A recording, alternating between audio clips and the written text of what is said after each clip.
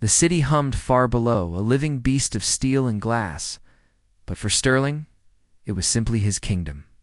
From his corner office on the 42nd floor, he watched the traffic flow like tiny red and white blood cells through the veins of Manhattan. His office was a testament to victory.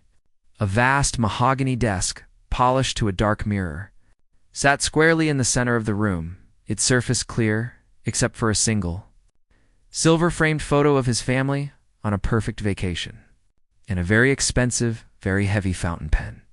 The chair behind the desk wasn't just a chair. It was a throne of soft black leather that sighed with contentment whenever he leaned back. Everything was chosen to project an image of effortless control and immense success. And Sterling Price believed in that image with every fiber of his being. He hadn't been given this job. He had conquered it. He hadn't built his career. He had waged a war and won. He was a man who moved through the world with a sharp, decisive energy. His stride was purposeful, his suits were impeccably tailored, and his smile never quite reached his eyes. It was a tool, a weapon he used to disarm or intimidate, depending on the situation. He saw people in two simple categories: assets and obstacles. Assets were those who could help him climb higher, and obstacles were everyone else. He was brilliant, there was no denying it. His mind was a razor, capable of slicing through complex financial data and identifying opportunities others missed. But his brilliance was a blunt instrument, wielded without subtlety or empathy. He inspired fear, not loyalty. He demanded respect, but earned only quiet resentment. Down the hall, in a much smaller, windowless cubicle, sat Alara. If Sterling's office was a throne room, hers was a forgotten closet. It was neat, organized with a quiet precision that spoke of a mind that craved order in a chaotic world. Her desk was adorned with a small, thriving succulent and a framed photo of her parents, their faces kind and worn with a life of hard work. She had been with the company for 5 years, a silent, steady presence in the whirlwind of corporate ambition. She was an administrative assistant, a title that meant she was the oil in the machine, the person who made sure the cogs turned smoothly for the important people. She was invisible, and for the most part, she preferred it that way. Alara knew Sterling Price, of course. Everyone did. She saw him every day striding down the corridor as if parting the seas. She had heard his sharp-cutting remarks in meetings, the way he would dismiss an idea without a second thought or publicly question someone's competence to make a point. She had also been on the receiving end of his casual disdain. He never used her name, referring to her only as you or the assistant. He would toss a stack of papers onto her desk without a word, or send an email with a demand so abrupt it felt like a slap. But Alara was a reservoir of quiet strength. She would simply nod, complete the task with flawless efficiency, and retreat back into her shell. She observed him with a weary, analytical eye, seeing not a king, but a man deeply insecure, whose power was a fragile wall he had built around himself. She saw the flicker of panic in his eyes when a deal went sideways, the way his smile tightened when challenged. She saw the man behind the throne. She felt nothing but a distant sort of pity. The company's holiday party was an annual spectacle of forced cheer and strategic networking. The usually sterile office environment was transformed. Twinkling fairy lights were strung along the ceilings. The caterer set up stations with elaborate food displays. A bar was set up in the main lobby, right next to the grand piano that no one ever played. It was a beautiful instrument, a sleek black Steinway. But it was mostly just for decoration, a symbol of the company's refined culture. Sterling was in his element, a glass of expensive scotch in hand, holding court by the bar. He was loud, charming, and utterly captivating to a circle of junior executives who hung on his every word, laughing a little too loudly at his jokes. You see, that's the problem with this new generation, he declared, his voice booming over the chatter. They want a trophy for showing up. They don't understand that success isn't given, it's taken. You have to be ruthless. You have to be willing to look at someone and know, without a doubt, that they are not on your level.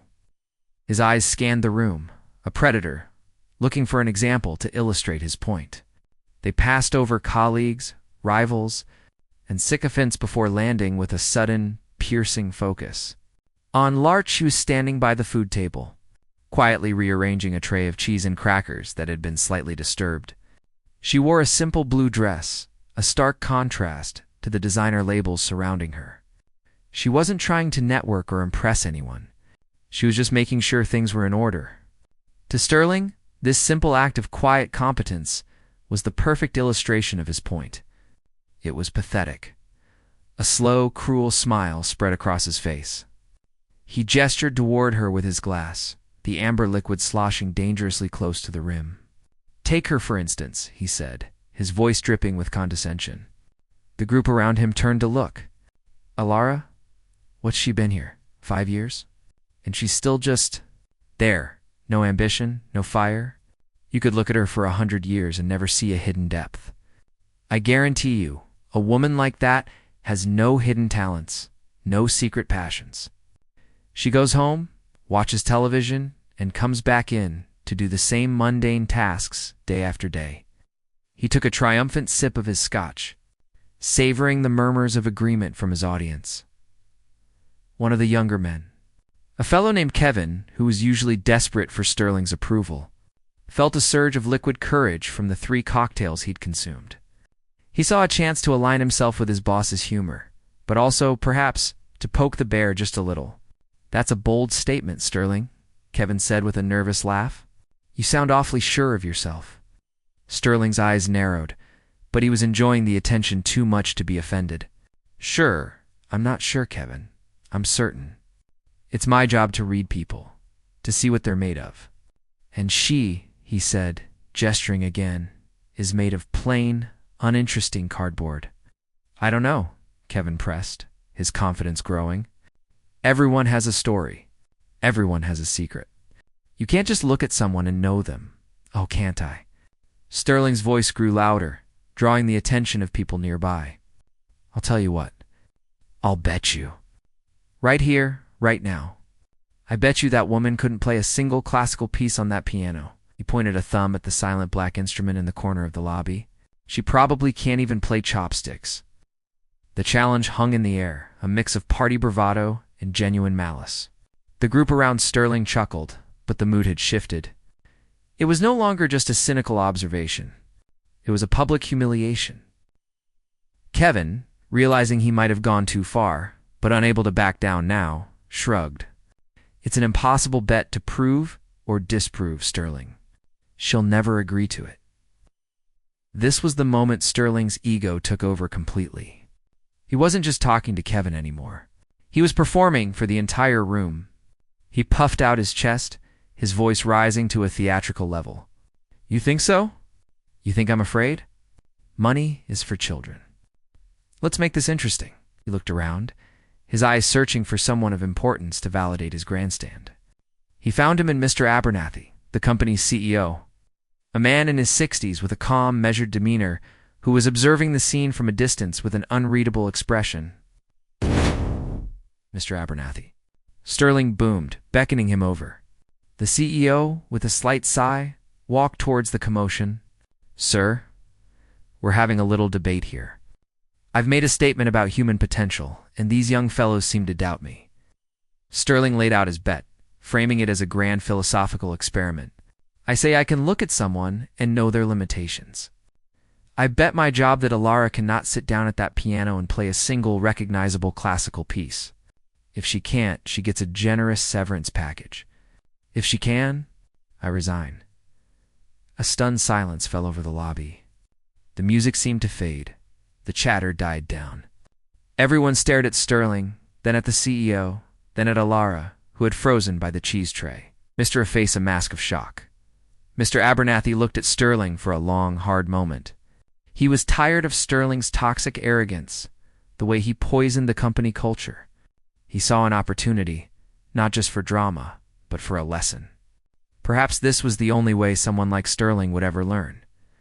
The CEO's voice was calm and clear, cutting through the tension like a knife. "All right, Sterling. Let's make it official. One performance at the next quarterly town hall. In front of the entire company. If she plays, and I mean a legitimate classical piece, you clean out your office. If she refuses or fails, We'll honor your offer of a severance for her. We'll shake on it." Blinded by the roar of his own pride, convinced he was untouchable, Sterling beamed. He extended his hand. "Agreed." Mr. Abernathy took it, his grip firm and final. The handshake was a contract, a public spectacle witnessed by the entire company. Sterling turned to face the room, a triumphant grin on his face, expecting applause. But he was met with a sea of shocked, uncomfortable faces. He didn't care. He had won. He had proven his point, dominated the room, and asserted his power. He had no idea that in his arrogance he had just wagered everything on a person he had never once bothered to see. The next morning, the air in the office felt thick, heavy with the weight of a story that had already become legend. Whispers followed Alara like shadows as she walked from the elevator to her small cubicle. Heads would turn away as she approached, then swivel back the moment she passed. She could feel their eyes on her, a mixture of pity and morbid curiosity. They saw her as a victim, a lamb being led to a corporate slaughter.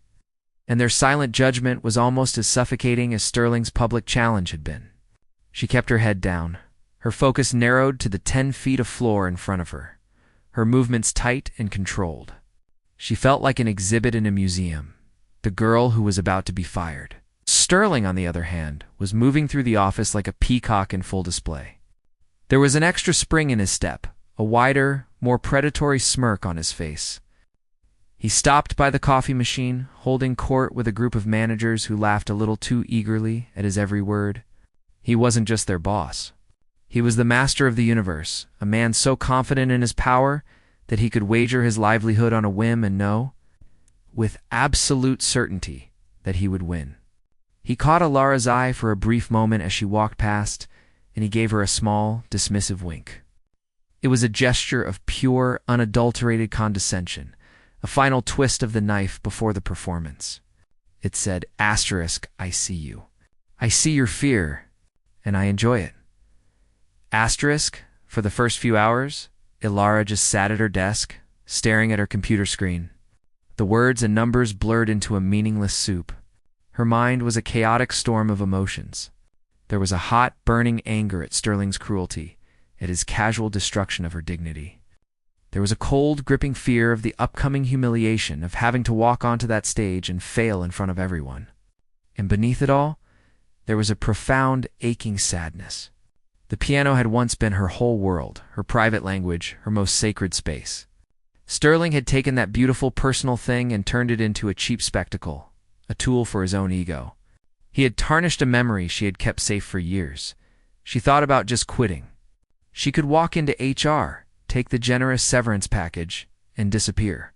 It was the sensible thing to do, the safe thing. No public failure, no final crushing embarrassment. The thought was a lifeline, a way out of the storm. But as she sat there, considering it, a different feeling began to bubble up from deep inside her. It was small at first, a tiny spark of defiance, but it grew with every passing minute. It was the memory of her father's calloused hands holding hers as she learned to play her first scale. It was the smell of rosin and old wood in the practice rooms of her youth. It was the feeling of pure, unadulterated joy when a difficult passage finally clicked. When the music flowed from her fingers not just correctly, but with soul, she had walked away from that life. The pressure had become too much, the stage fright, a crippling monster that had stolen her voice. She had chosen a quiet, invisible life because it was safe. But Sterling, in his arrogance, had just yanked away that safety. He had put her on a stage anyway, but on his terms.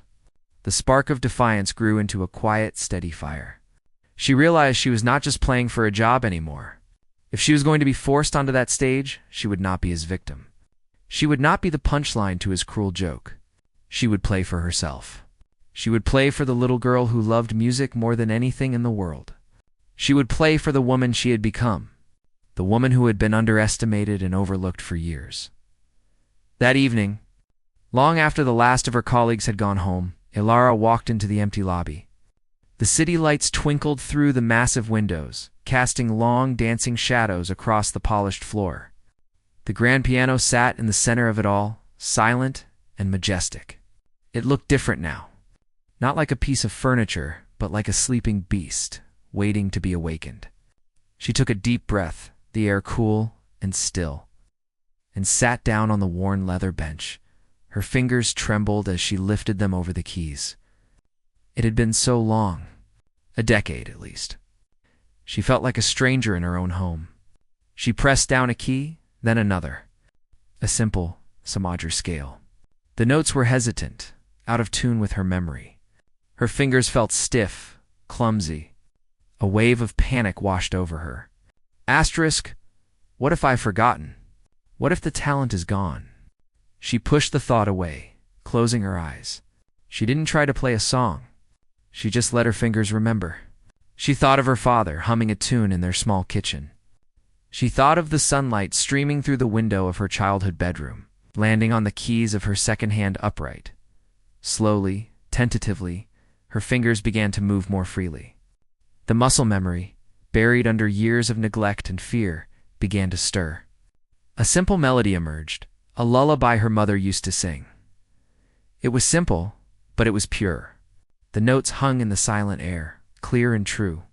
And then, something else happened. A memory, unbidden, rose to the surface. It was a memory she had tried to bury for years.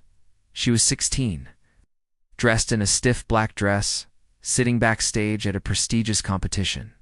The air was thick with the scent of hairspray and anxiety. She could hear the muffled applause from the auditorium, the confident, thundering playing of the girl who had gone on before her. Her heart was a frantic drum against her ribs. Her parents were in the front row, their faces a mask of hopeful expectation.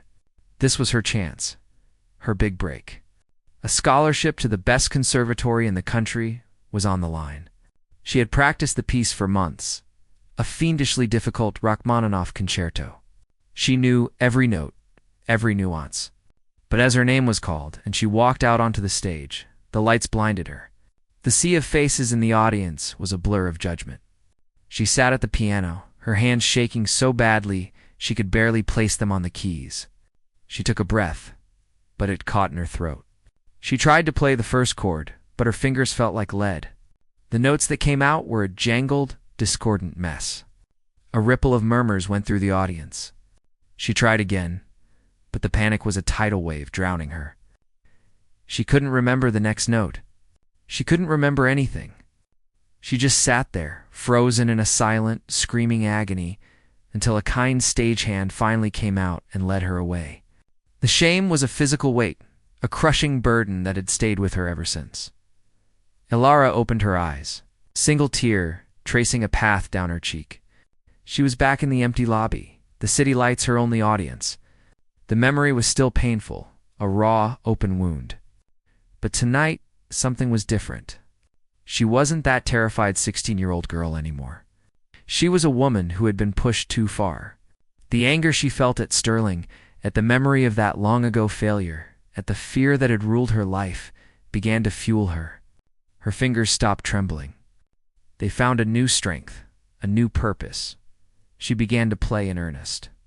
Not scales, not simple lullabies, but the complex, passionate music she had locked away inside her. The notes came faster now, a torrent of sound filling the cavernous space. She played for hours, losing all track of time. She was not just practicing. She was having a conversation with her past self. She was telling that scared girl that it was okay to be brave. She was channeling every ounce of her frustration, her anger, and her quiet resilience into the music. The piano was no longer a source of fear, but a weapon. Meanwhile, Sterling was enjoying his victory in advance. He'd told the story at a fancy dinner with his wife, who had looked at him with a mixture of awe and concern. "Darling, isn't that a bit cruel?" she had asked. He had just laughed. "It's a lesson, my dear. In the corporate world, you have to know who's a player and who's just there to watch the game." The next day at the office, feeling a bit bored, he had his assistant pull Ilara's personnel file. He wanted to see for himself the plain, unremarkable history he knew he would find, and he was right. The file was a testament to mediocrity. Good reviews, punctual, reliable. A few years at a community college before starting at the firm. Nothing, absolutely nothing, to suggest a hidden talent. He closed the file with a satisfying snap. The bet was already won. He spent the rest of the day planning a celebratory trip and mentally composing the gracious, yet firm speech he would give after she inevitably failed. But every night, while Sterling was sleeping soundly, confident in his win, Alara was at the piano. The empty lobby became her sanctuary, her rehearsal hall. She started with the pieces she remembered from her youth, but soon she began searching for something more.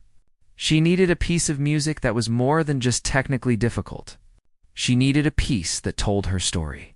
She spent her lunch breaks in the company library, listening to recordings on her headphones, searching for the perfect vehicle for her revenge. Finally, she found it. It was a piece that started with a quiet, anxious tremor, a sense of unease that built and built into a furious, unstoppable storm. It was technically demanding, requiring a speed and precision that would leave no room for doubt. But more than that, it was filled with a raw, untamed emotion. It was a piece of music that was a fight. It was Beethoven's Moonlight Sonata, but not the famous gentle first movement that everyone knew. It was the third and final movement, a tempest, a roar. It was perfect. It was not a song of surrender. It was a declaration of war. As she printed out the sheet music that afternoon, a small, determined smile touched Alara's lips. She was no longer thinking about losing her job. She was thinking about the look on Sterling's face when the music began. Asterisk. The day of the quarterly town hall meeting arrived with a strange and electric tension. It was as if the entire company was holding its breath. The usual pre-meeting buzz, filled with gossip about weekend plans and complaints about the coffee, was replaced by a low, nervous hum. Everyone was thinking about the same thing, the same two people. In the hallways, eyes would follow Alara as she walked to her desk, a look of profound sympathy on her colleagues' faces. They saw her as a gladiator walking into the arena, not to win, but to provide a bloody spectacle for a baying crowd. She could feel their pity, but it didn't touch her. She was encased in a bubble of calm focus, her mind quiet and clear. She had done the work. The music was in her fingers, in her heart. All that was left was to set it free. Sterling, by contrast, was practically glowing. He moved through the office with the relaxed air of a man who had already won. He stopped to chat with people, his voice a little louder, his laugh a little easier than usual. He was the star of this show, and he was milking it for all it was worth. He wore a new tie, a splash of vibrant silk against his crisp white shirt, a small but clear signal of celebration. As he passed Alara's cubicle, he didn't look at her, but he made a point of saying to a nearby manager, "It's just loud enough for her to hear. I do hope everyone is ready for a very educational presentation this afternoon." The manager chuckled nervously. Alara didn't even flinch. She simply finished typing an email, hit send, and logged off her computer. Her work was done. The main auditorium was packed, not just with employees, but with a handful of board members and senior executives who had heard the story and flown in for the occasion. It was standing room only. The air was thick with a cocktail of morbid curiosity and anticipation. Sterling sat in the front row, not in his usual seat of power at the presentation table, but in a chair he'd deliberately placed front and center, like a king awaiting a tribute. He leaned back, one ankle crossed over his knee, a picture of supreme, unshakable confidence. He nodded to people as they walked by, accepting their silent looks of awe as his due. Alara entered from a side door, unnoticed at first. She was wearing the same simple blue dress from the holiday party. It was a choice she had made deliberately. She was not there to impress anyone with her clothes or her confidence. She was there only to play. As she made her way towards the small stage at the front, a ripple of awareness went through the crowd. Conversations died. All heads turned. The walk felt longer than any she had ever taken. The aisle seemed to stretch for miles, a gauntlet of staring eyes. She kept her gaze fixed on the piano, waiting for her like a dark, silent friend.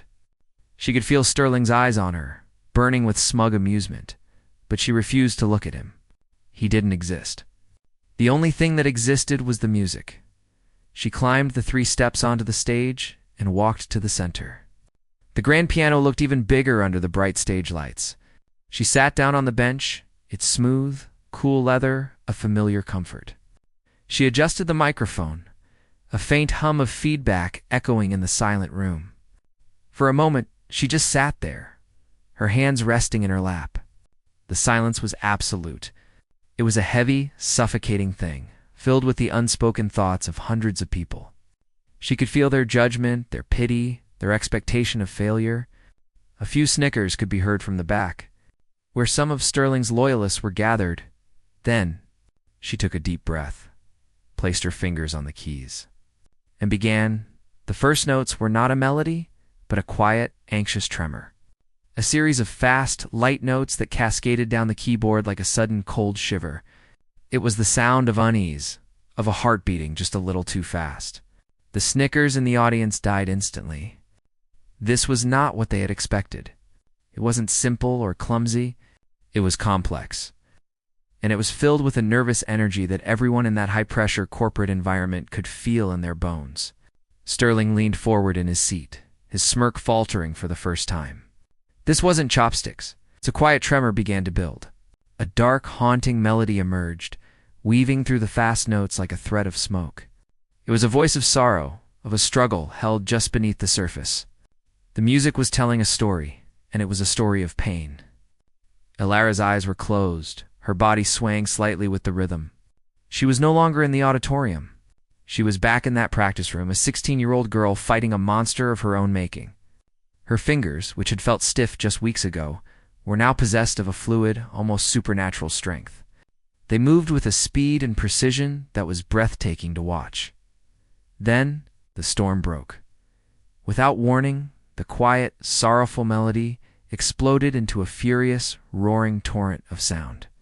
It was a musical avalanche, a cascade of thundering chords and lightning-fast runs that seemed to shake the very foundations of the building. The music was no longer just sad. It was angry. It was a scream of defiance, a fist shaken at the sky. It was the sound of a person fighting back with everything they had.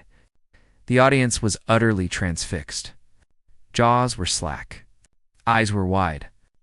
People who had been checking their phones just moments before were now leaning forward, completely captivated. They weren't just listening to music. They were witnessing a raw, unfiltered, emotional battle, and in the front row, Sterling's world was collapsing. The color had drained from his face, leaving it a chalky, sickly white. His confident posture had crumbled.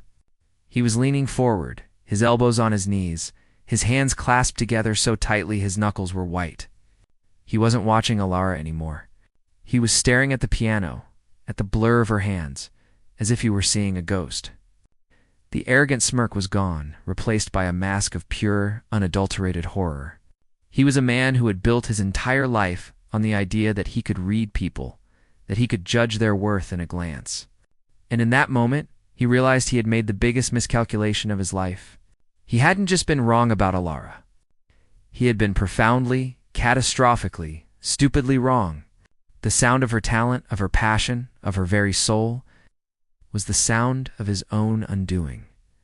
The music surged on, a tempest of breathtaking power and beauty. It was a fight, but it was also a dance. There were moments of quiet desperation, brief lulls in the storm where a single, piercing note would hang in the air like a tear before being swallowed up again by the raging torrent. It was the story of her life, of her fear and her courage, of her defeat and her rebirth. She was playing for every time she had been overlooked, for every condescending remark, for every moment of quiet suffering she had endured, and she was winning. Finally, after what felt like an eternity, the music reached its peak, a series of thundering final chords that rang out with the force of a declaration, and then silence. Not the quiet, expectant silence from before, but a deep, resonant, absolute silence. The final notes seemed to hang in the air, vibrating in the chests of everyone in the room. No one moved. No one breathed. It was as if Alara had poured out so much of herself into the music that she had taken the air with it. The silence lasted for a full 10 seconds, sacred space where the echo of the performance could live. Then someone in the back started to clap. It was a single loud clap followed by another, then another, and then the dam broke. The auditorium erupted into a thunderous, deafening ovation. It wasn't just polite applause. It was a roar of acclaim, of catharsis, of pure, unadulterated awe. The entire company was on its feet, a sea of faces all turned towards the stage. Their expressions a mixture of shock, admiration, and sheer wonder. Ilara slowly opened her eyes. She looked out at the standing ovation, a dazed, almost surprised look on her face. She gave a small, shy nod, and then stood up and walked off the stage, disappearing behind the curtain before the CEO could even reach her. She had not done this for applause. Mr. Abernathy, the CEO, walked onto the stage, a rare, genuine smile on his face. He waited for the applause to die down before speaking. "I think we can all agree that we have just witnessed something truly special," he said, his voice filled with a warmth that few had ever heard from him.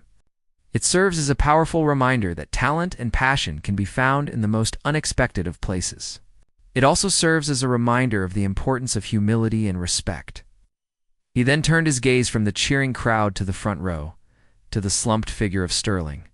"Sterling," he said, his voice calm, but carrying the weight of authority. "A bet is a bet. My office. Now." Sterling didn't look up. He slowly, mechanically, pushed himself to his feet. He felt 1,000 eyes on him, but he couldn't meet any of their gazes. The walk to the CEO's office was the longest of his life. The confident swagger was gone, replaced by a shuffling, broken gait. He was no longer a king. He was a prisoner being led to his execution. The reality of his loss, so absolute and so public, crashed down on him with the force of a physical blow. He hadn't just lost his job. He had lost his identity. He had built an empire on the belief that he was better, smarter, and more valuable than everyone else. And in the space of 5 minutes, a quiet woman at a piano had proven that his entire empire was built on nothing but sand. The walk from the auditorium to the executive suite was the longest walk of Sterling's life. It was a journey through a world that had suddenly turned against him. The hallway, once a corridor where he commanded respect, now felt like a gauntlet of silent judgment. He could feel the eyes of his colleagues on him, but they weren't looks of awe or fear anymore. They were looks of pity, of morbid fascination, and in some cases, a barely concealed satisfaction. He kept his head down, his gaze fixed on the expensive carpet, its intricate pattern now, a dizzying swirl. The confident rhythm of his stride was gone, replaced by a shuffling, mechanical gait. He felt like a man in a dream, unable to wake up, watching his own life fall apart in slow motion. Mr. Abernathy's office was a model of calm corporate power. It was spacious, but not ostentatious, with a large mahogany desk and a wall of books that looked like they had actually been read. The CEO was already seated behind his desk, his expression unreadable. He didn't offer Sterling a seat. He simply gestured towards a chair in the center of the room, a placement designed to make the visitor feel exposed and insignificant.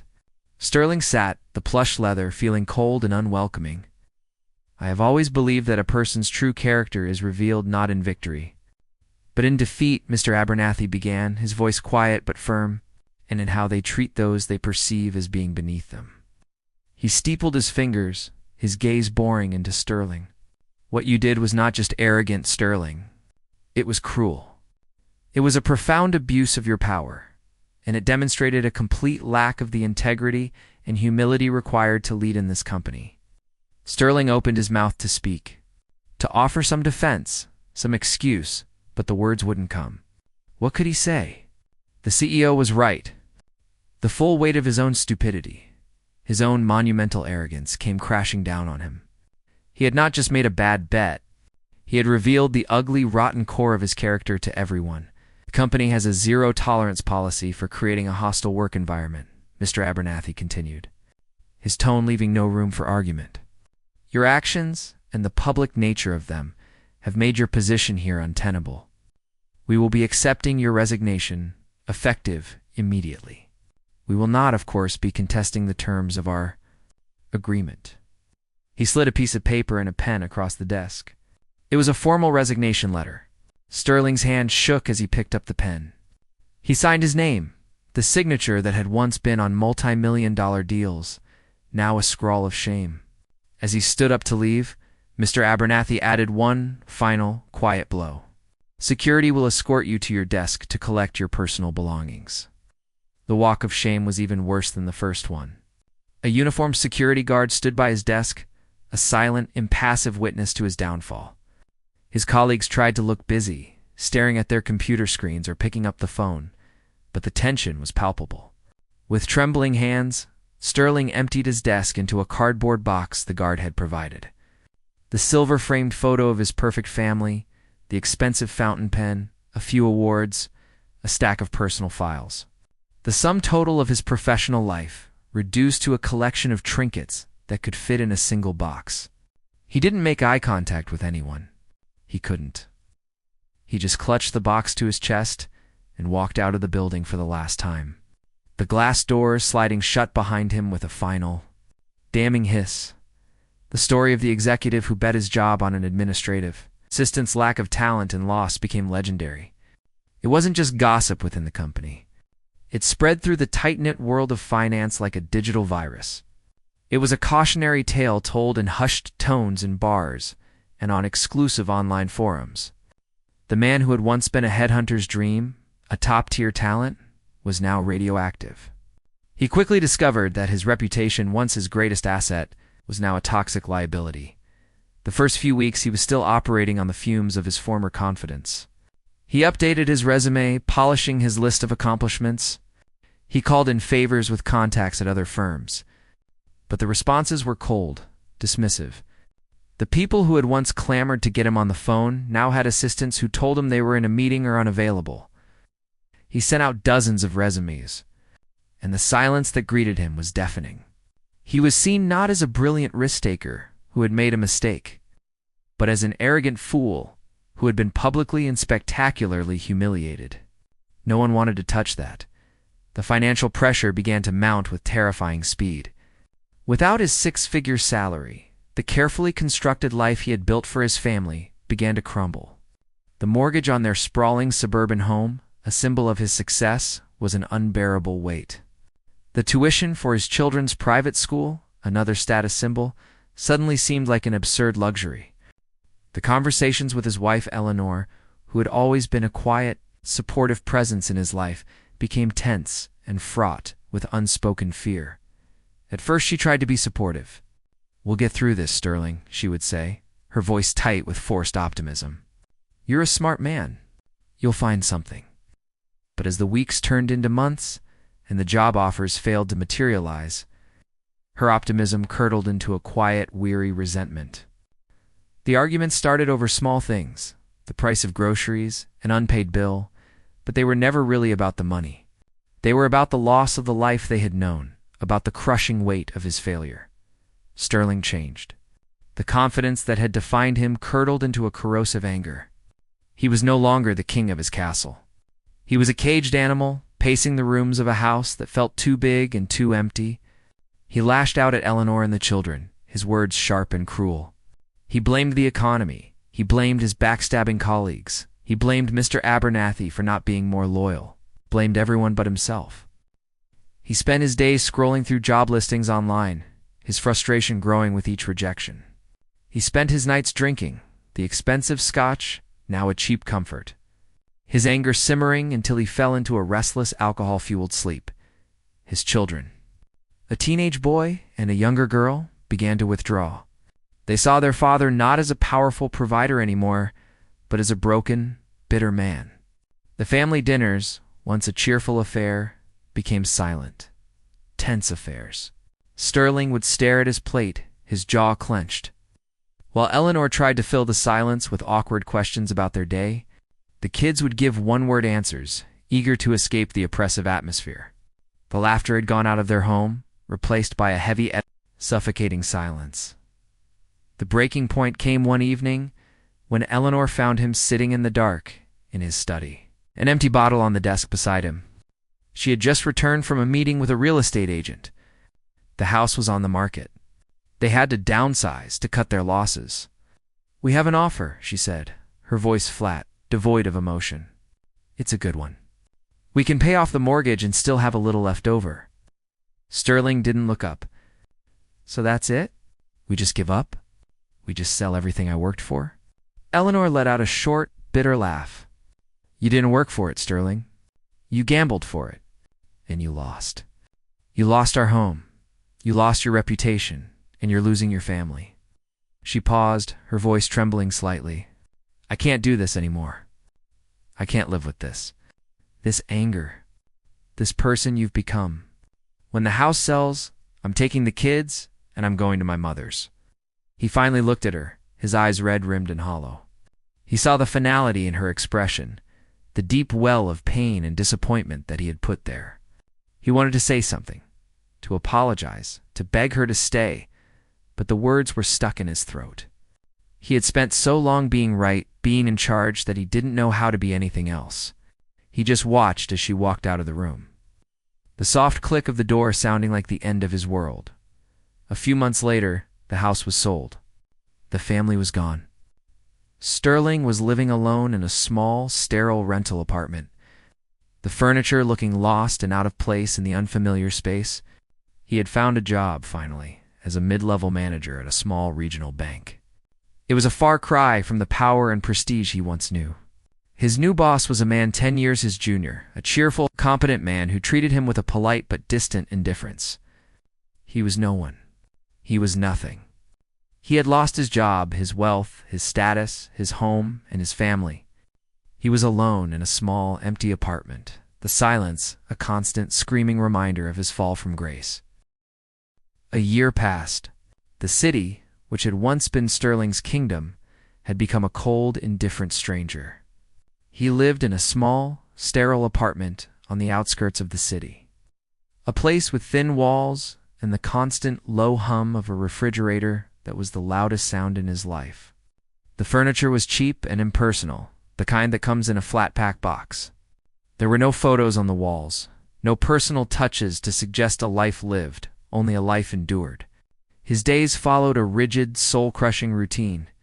He would wake up in the morning to the gray light filtering through cheap plastic blinds, dress in a suit that felt like a costume, and take a long bus ride to a small, regional bank where he worked as a mid-level manager. His new office was a cubicle, just like Ilar's, but without the neatness or the quiet dignity. His was cluttered with meaningless paperwork and the remnants of a sad desk salad lunch. His new boss, a cheerful man named David who was a decade his junior, would pat him on the shoulder and call him buddy, a term of endearment that felt like a tiny daily humiliation. Sterling was no one. He was invisible. He was the background character in someone else's story, a role he had once so arrogantly assigned to others. He had learned to navigate this new world with his head down, his eyes averted. He was a ghost haunting the periphery of a life he no longer recognized. The anger that had sustained him for so long had finally burned itself out, leaving behind a vast, hollow emptiness.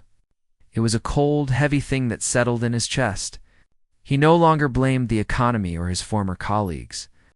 The mirror in his small bathroom reflected the only person responsible for his downfall, and he could barely stand to look at it.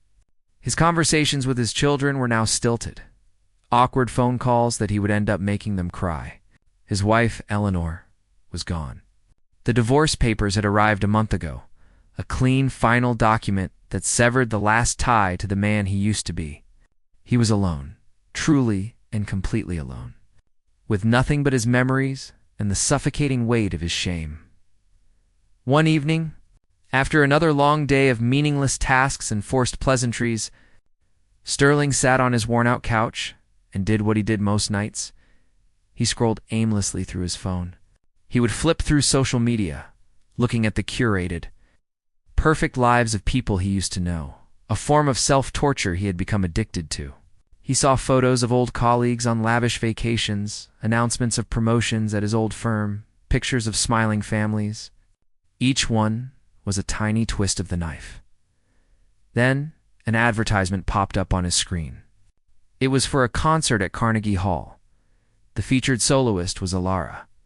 There was a picture of her, her face radiant with a quiet confidence he had never seen before. She was looking directly at the camera, a small, knowing smile on her lips. The text beneath the photo read, "From the corporate office to the world's most famous stage. Come hear the incredible story of the woman who proved one man's arrogance was no match for her talent." Sterling's breath caught in his throat. He felt a dizzying wave of nausea. He clicked on the link, his fingers trembling. It took him to her official website. There was a full biography, a schedule of international tour dates, and glowing reviews from critics. The About page told the whole story, framing it as an inspirational tale of overcoming adversity. It mentioned the legendary corporate bet that had launched her career, describing it as a turning point that had given her the courage to reclaim her passion. His moment of supreme public humiliation was now her triumphant origin story. He stared at her picture for a long time.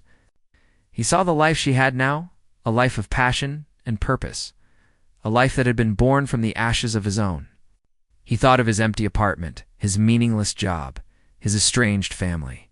He thought of the silence that filled his days, a silence that was now filled with the imagined sound of her music.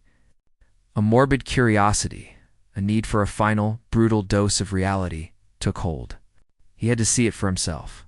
He had to go to the concert the night of the performance. He took the subway into the city, a mode of transport he hadn't used in 20 years. He felt a strange sense of detachment as he walked up the grand steps of Carnegie Hall, a place he had only ever been to for stuffy charity galas. He bought a cheap ticket in the nosebleed section, far from the velvet-draped boxes where he used to sit. He was just one face in a sea of people, a complete and total stranger. No one knew who he was.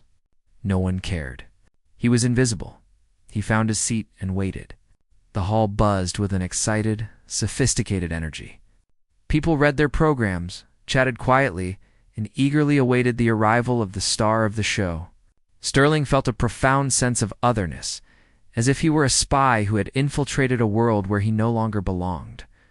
Then the lights dimmed, and a wave of hushed anticipation swept over the crowd. Mr. Abernathy, his former CEO, walked out onto the stage to a warm round of applause. He was the guest speaker for the night. "We are here tonight to witness a truly remarkable talent," Mr. Abernathy began, his voice echoing through the hall. "But Alara's story is more than just about talent.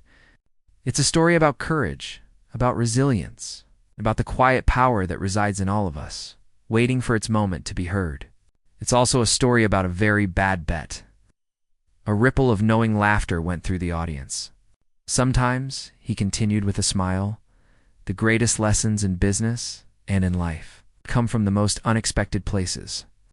Please welcome to the stage the brilliant Alara." The applause was thunderous as she walked out. She was wearing a simple, elegant black dress. She moved with a quiet grace, a stark contrast to the nervous woman who had walked onto the stage at the town hall meeting.